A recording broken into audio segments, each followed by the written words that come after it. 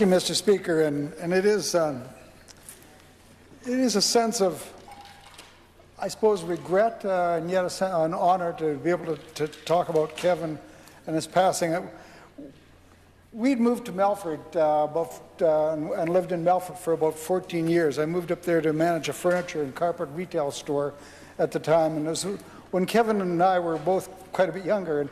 And my first meeting with Kevin was actually when he came to sell ads. And if I remember the story rightly, this guy was eager to go, and his dad, who was a partner in Phillips Publishers, really thought he was too young to get out and sell.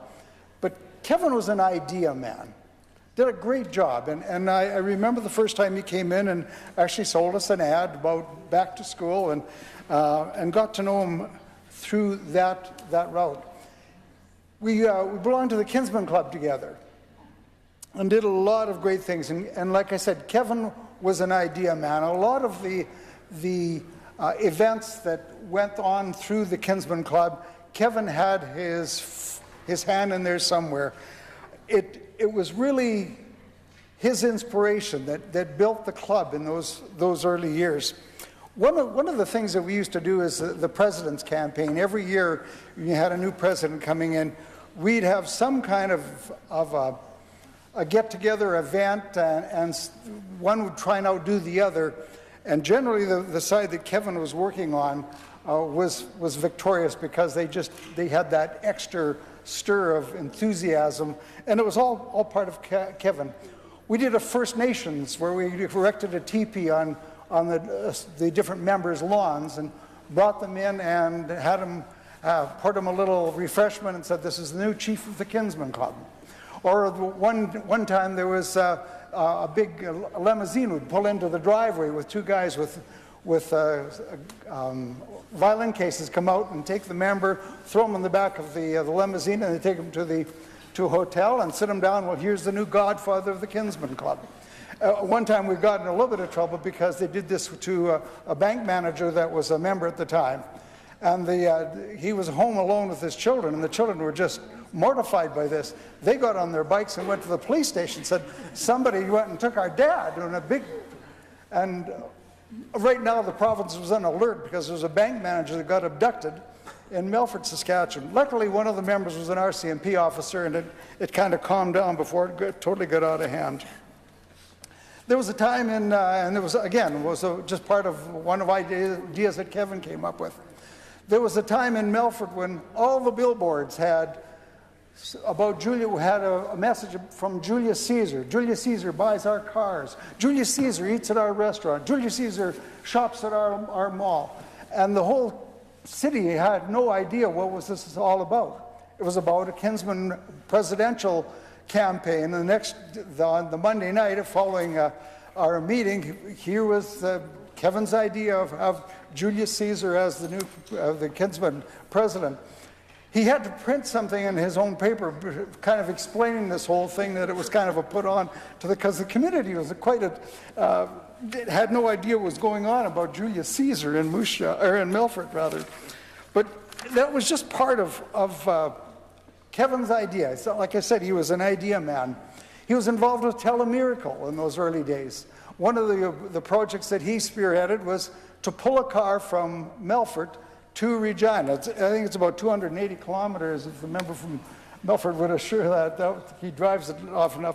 Well, we pulled this car all the way with ropes enough. Going up that valley was the son of a gun, but we got it here. We collected money on the way and presented it to Telemiracle at what was then the Center of the Arts.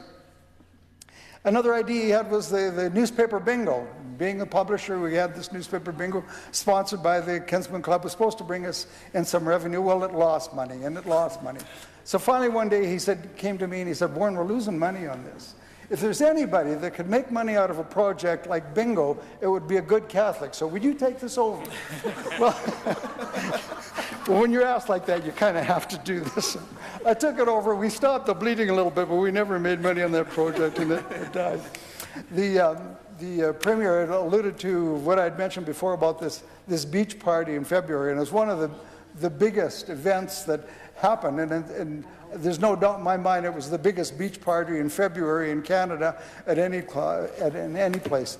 It was an abandoned garage that we had asked to use, and we hauled in truckloads of sand. We built a pool, and Kevin being from the paper, we had strings of wallpaper there and decorated that like the blue skies and the seagulls and the palm trees. Had a little pool in the corner. I think there was a bar. And just cranked up the heat, and it was a regional meeting for all the Kinsmen clubs in the province, and they all converged on Melfort and enjoyed this humongous beach party in the middle of February, and something that anybody that attended, I'm sure, would long remember. And I also mentioned the last time I talked about Kevin was the event that never really happened. And again, being an idea man, always had these humongous ideas. I'd heard about this idea that he had to take an abandoned house and actually have a party in it and burn it down. And I thought, well, that would be quite something. Well, Kevin had taken this to the nth degree, just about to the very limits. He'd found a house just outside of Melfort. He'd contacted the family, who had since moved to BC, and had it all arranged. And wouldn't it be nice to give one glorious blaze of glory for this nice old house that you had your family in and you're raised in it? It would just be the end of it. And I think it would have probably done well, but obviously when you're at a party with some liquor, I think there was liquor involved, with music and everything going on, to go and light this place up, there was an element of doubt that what if something went wrong? And I think cooler heads prevail that the biggest party that there could have been never was, because of just the, like I said, calmer heads. So he was an idea man. We got to be very close friends and working together in different projects. As was said before, he worked very hard for the city of Moose Jaw, or for the city of Melfort rather. I got Moose Jaw on my mind. With ideas and planning and design and strategies, detail and follow through. That was Kevin Phillips. That's really what he did well. And like was said, well respected within the community, being not only the president of the Kinsmen Club, but other executive positions as well, and then went on to own businesses in Melfort, became the mayor and the MLA as well. When he first was elected in 2011 and came here, and the first time I kind of lost touch with him a little bit after we had moved away, but we were still friends. And the first time he came here after the election, he said, I congratulated him, of course, and wished him the best. And he says, Warren, he says, just be assured that I will never mention anything about a dead skunk, which is another Kinsman story that I won't go into. You'll have to find somebody that'll tell you, but it has a little bit of humor in it as well. It is with great loss that we lose a man of that stature, with that many ideas and that kind of energy and enthusiasm, not only for his community, but for the province. He was, Mr. Speaker, an outstanding leader. What a success. What an idea man. What a get things done kind of guy. A promoter, what a motivator, and what a friend. May God bless Kevin Phillips and rest in peace.